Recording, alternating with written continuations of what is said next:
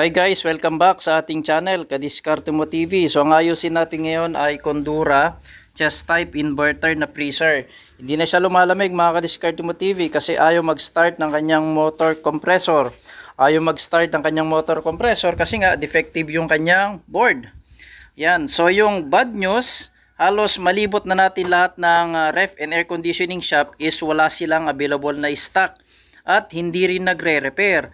Ang malala pa nun mga Kadiskarte Mo TV, even sa kasa, wala silang stock na available, hindi nagre-repair, at pahirapan din po mga Kadiskarte Mo TV yung pag-order ng ganitong stock.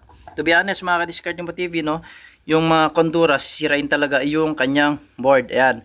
Okay, sa isang reason mga Kadiskarte Mo TV is fluctuated yung kuryente.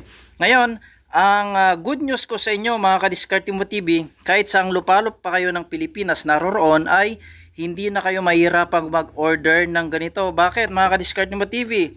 Gagawin nyo lang, i-click nyo lang yung shopping icon dito sa left part ng ating video at ididirekta ka nito sa Shopee. Yan.